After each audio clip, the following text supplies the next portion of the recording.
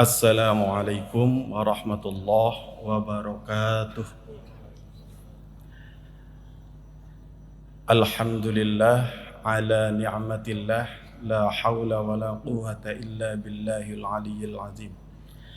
Salli wa usallimu ala rasulillahi Muhammad ibn Abdullah wa ala alihi wa ashabihi wa man tabi'ahum bil ihsani ila yaumil qiyamah. Rabbi israh li sadri wa yassir li amri wa hlul 'uqdatam min lisani yafqahu qawli. Hadirin wal hadirat jamaah zuhur Masjid Al-Jabar rahimakumullah. Puji syukur kita panjatkan kehadirat Ilahi Rabbi Allah Subhanahu wa taala. Atas karunia-Nya lah kita masih diperkenankan untuk melaksanakan ibadah rutin kita, ibadah wajib kita.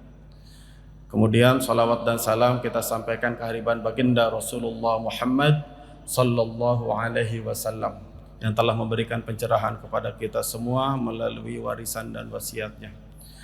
Hadirin wal hadirat rahimakumullah, kita diciptakan oleh Allah Subhanahu wa taala utamanya untuk beribadah kepadanya. Wa ma khalaqtul jinna wal insa illa liya'budun. Kita punya tugas untuk beribadah. Tidak hanya manusia sesungguhnya, tetapi juga jin melaksanakan ibadah seperti halnya kita manusia. Kita dulu lahir tidak punya kemampuan apa-apa. Kita tidak bisa apa-apa kecuali menangis. Sampai kemudian kita punya guru utama, yakni orang tua kita, yang mengajarkan kita bagaimana cara makan, cara minum, bagaimana berjalan, berlari, sampai kemudian pada saatnya kita semua bisa mandiri. Ini karunia Allah Subhanahu wa taala yang diberikan kepada kita semua. Sampai kita punya pegangan hidup. Kita punya agama, yakni Islam. Agama yang kita cintai, agama yang kita anut, mudah-mudahan sampai ajal menjemput kita semua, kita masih terus fokus untuk beribadah kepada Allah Subhanahu wa taala. Apabila kita melihat beberapa kajian para ulama, ada catatan penting dari Ali bin Abi Thalib sebagai Imamul Arifin. Beliau adalah orang yang luar biasa keilmuannya karena beliau punya guru langsung, yakni Rasulullah Muhammad sallallahu alaihi wasallam. Jadi apabila digambarkan Rasulullah itu gudangnya ilmu, maka kuncinya ada pada Ali. Kalau ada sesuatu perkara pada zaman setelah Rasulullah wafat, selalu Ali dimintai pendapatnya. Ini bukti bahwa Ali memang punya kapasitas yang luar biasa dalam keilmuan. Maka disebut sebagai Imamul Arifin. Kata Ali, awaluddin ma'rifatuh wa kamalu ma'rifatu at-tasdiqu bih wa kamalu tasdiqu bih at-tauhidullah wa kamalu tauhidu bih al-ikhlas. Kata Ali, pertama orang yang beragama tingkatan paling rendah itu adalah ma'rifah, hanya mengenal Allah saja. Islam KTP, mengaku dirinya Islam tetapi tidak beribadah kepada Allah Subhanahu wa taala. Mengaku Islam tetapi tidak sholat, mengaku Islam tapi tidak zakat, mengaku Islam tapi tidak puasa. Tapi ketika ditanya apa agamanya, Islam. Tetapi ketika Islamnya dihina, dia marah, tetapi dia sendiri tidak beribadah. Ini tingkatan paling rendah, yakni ma'rifah. Kemudian yang kedua, tingkatan keagamaan seseorang itu adalah at-tasdik. Tasdik itu membenarkan. Seseorang yang membenarkan selalu menjalankan ajaran. Makanya banyak kalimat dalam Al-Quran apabila ada kata-kata ya ayyuhalladzina amanu, biasanya diiringi dengan wa amilus sholihat. Seseorang yang sudah beriman maka dia melaksanakan ajarannya. Inilah tingkat yang kedua, tasdik. Dia melaksanakan ajaran karena membenarkan. Tapi sayangnya masih bercampur baur. Dia melaksanakan ajaran, tetapi juga masih melaksanakan kemaksiatan, masih melakukan dosa. Ke masjid rajin, masih juga mabuk. Ke masjid rajin, masih juga judi. Ke masjid rajin, masih juga maksiat. Ini tingkat keberagamaan seseorang dengan level yang kedua, yakni tasdik. Kemudian kata Ali, level keberagamaan seseorang yang ketiga itu adalah tauhid. Sudah mulai terpisah dari unsur-unsur yang mengotori ibadah dia kepada Allah Subhanahu wa taala. Dia mulai berusaha untuk fokus walaupun masih melakukan hal-hal yang buruk, masih melakukan hal-hal yang berunsur jauh dari Allah Subhanahu wa taala, tetapi mulai fokus kepada Allah Subhanahu wa taala melalui ibadahnya. Dia berusaha untuk mendekatkan dirinya kepada Allah Subhanahu wa taala walaupun masih sedikit-sedikit melakukan hal-hal yang dilarang oleh Allah Subhanahu wa taala. Tetapi secara ketauhidan dia sudah mulai fokus. Inna salati wa nusuki wa mahyaya wa mamati lillahi rabbil alamin. Sesungguhnya hidupku, matiku, ibadahku, semuanya, salatku fokus kepada Allah Subhanahu wa taala. Ini tingkatan yang ketiga. Tingkatan yang keempat dari keberagamaan seseorang, tingkat keimanan yang tinggi, tingkat keislaman yang sempurna, itu adalah ikhlas hanya kepada Allah Subhanahu wa taala. Segala sesuatu yang dia lakukan, dia berharap ridho Allah Subhanahu wa taala. Apapun yang dia kerjakan, dia berharap itu bagian daripada yang diridhoi oleh Allah Subhanahu wa taala. Inilah tingkat tertinggi dari keberagamaan seseorang, yakni ikhlas, fokus kepada Allah Subhanahu wa taala. Nah, bagaimana cara agar kita selalu fokus? Agar kita terhindar dari unsur-unsur yang akan mengotori ketauhidan kita, yang akan mengotori nilai ibadah kita. Yang harus kita tanamkan adalah bagaimana kita cinta kepada Allah. Bagaimana kita berusaha ada Allah hadir pada diri kita. Dalam aktivitas apapun ada Allah. Sehingga aktivitas kita menjadi aktivitas yang berkah, aktivitas yang selalu mawas diri. Kita di kantor kadang ada godaan. Kita di masyarakat kadang ada godaan. Kita berusaha untuk menjauhi godaan itu karena ada Allah yang kita hadirkan. Cinta kita kepada Allah dimulai dari bagaimana kita tadabbur Quran. Bagaimana kita dekat dengan Al-Quran. Karena Al-Quran itulah firman Allah, kita bisa komunikasi. Karena itu bacaan-bacaan datangnya dari Allah Subhanahu wa taala.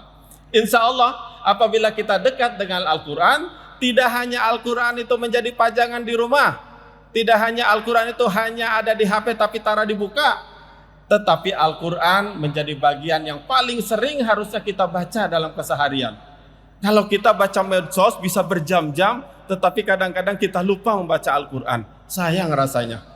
Kita niat dulu beli HP itu untuk kebaikan, tetapi kemudian setelah kita pakai HP itu justru Al-Quran tidak pernah tersentuh di HP. Hadirin wal hadirat rahimakumullah, mudah-mudahan yang pertama cara kita cinta kepada Allah agar kita selalu dekat, selalu ikhlas, mari kita tanamkan nilai-nilai Al-Quran pada diri kita dengan sering-sering membaca. Kemudian yang kedua, agar kita cinta kepada Allah Subhanahu wa taala adalah dengan tadabbur alam.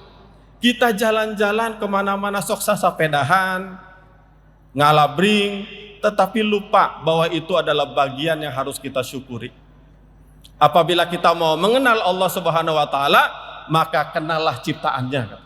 Ketika kita tadabbur alam, maka nikmatilah itu sebagai bagian daripada kekuasaan Allah, sehingga dalam hati ini selalu dekat kepada pencipta kita, dekat kepada Allah Subhanahu wa taala. Sehingga kita mau piknik, mau pergi tamasya kemana-mana, tidak hanya dapat capek dan dapat kesenangan saja, tetapi iman kita semakin tebal, nilai Islam kita semakin berkualitas. Kadang-kadang kita berharap ini Masjid Al-Jabar menjadi masjid destinasi yang luar biasa, daya tariknya luar biasa. Mudah-mudahan ini memberkahi kita semua sebagai bagian daripada tadabbur Allah yang kita nikmati dengan kebesarannya. Ini ciptaan manusia. Allah memberikan ciptaan yang lebih hebat, yakni diri kita itu sendiri. Kita dikaruniai jantung yang tidak pernah berhenti berfungsi. Selama usia kita, jantung ini selalu berfungsi. Otak kita berhenti ketika tidur. Aktivitas kita berhenti ketika tidur. Tetapi jantung tetap berdetak. Ini karunia Allah Subhanahu wa taala. Kita datang ke Masjid Al-Jabar untuk beribadah, merenungi, membagikan hikmah ini, menyadarkan diri kita. Inilah kebesaran Allah Subhanahu wa taala melalui rumahnya yang agung dan megah. Hadirin wal hadirat rahimakumullah. Kemudian yang ketiga, cinta kita kepada Allah Subhanahu wa taala, marilah jadikan Allah itu selalu menjadi sandaran. Kesedihan kita, kesenangan kita, dekatkan kepada Allah. Sehingga Allah menjadi selalu nomor satu. Kita mungkin mendapatkan musibah, kita sedih. Tapi pada saatnya kita bergembira, selalulah kita dekat dengan Allah Subhanahu wa taala. Insya Allah apabila kita mau menghadirkan Allah dalam segala situasi, kita selalu simpatik, kita selalu memberikan yang terbaik untuk Allah Subhanahu wa taala. Kemudian yang keempat, agar kita cinta kepada Allah Subhanahu wa taala, maka cintailah Rasulullah sallallahu alaihi wasallam. Dengan cinta kita kepada Rasulullah, maka otomatis kita juga cinta kepada Allah Subhanahu wa taala. Jangan lupa selalu bersolawat. Jangan lupa bahwa kita punya suri tauladan, yakni Rasulullah Muhammad sallallahu alaihi wasallam. Kita punya tokoh yang luar biasa, yakni Rasulullah Muhammad sallallahu alaihi wasallam. Inilah 4 hal yang bisa mendekatkan diri kita kepada Allah Subhanahu wa taala, agar kita bisa selalu ikhlas dalam berbagai ibadah yang kita lakukan. Kita berharap dari bangun tidur kita, ketika kemudian juga kita tertidur kembali, 24 jam punya nilai ibadah. Bangun kita niatkan berharap ridha Allah Subhanahu wa taala, aktivitas kita berharap ridha Allah Subhanahu wa taala, sampai kemudian kita istirahat tertidur kembali, kita berharap ridha Allah Subhanahu wa taala. Insyaallah ini akan membawa nilai-nilai kebaikan, nilai-nilai kebajikan kepada kita semua. Kita selalu ingin apa yang ada di dunia ini memberikan kebahagiaan kepada kita. Tetapi jangan lupa, kita juga harus berharap bahagia di akhirat nantinya. Insyaallah dengan nilai ketawaduan kita sebagai hamba Allah, sebagai makhluknya, akan mengangkat ketaziman kita kepada Allah Subhanahu wa taala. Sehingga ketika kita ta'zim kepada Allah Subhanahu wa taala, jadilah kita menjadi manusia-manusia yang bertakwa. Takwa jadikan seperti baju yang melekat. Inil mar'u lam yalbas siyabal manittaqo tajrudan uryanan walau kana kasian. Seseorang yang tidak berbekal takwa pada dirinya, maka di mata Allah dia seperti orang yang tidak berbusana. Jadikan busana kita itu seperti nilai takwa yang ada pada diri kita. Jadikan takwa itu selalu melekat seperti baju kita. Apapun warnanya, apapun motifnya, dia akan melekat. Inilah ketakwaan. Jangan sampai lepas pada diri kita. Ketakwaan inilah yang akan membuat kita tawakal kepada Allah. Selalu berserah diri kepada Allah Subhanahu wa taala. Apa yang sudah kita lakukan, kita berharap selalu ada dalam ridha Allah Subhanahu wa taala. Sehingga yang tadi, inna sholati wa nusuki wa mahyaya wa mamati lillahi rabbil alamin. Sungguh solatku, ibadahku, hidupku, matiku, semuanya diserahkan kepada Allah lillahi ta'ala. Sehingga kita dapat memenuhi tugas utama kita, yakni sebagai makhluk yang selalu dekat dengan Allah, sebagai makhluk yang selalu beribadah kepada Allah Subhanahu wa taala. Hadirin wal hadirat rahimakumullah, ini saja yang bisa saya sampaikan.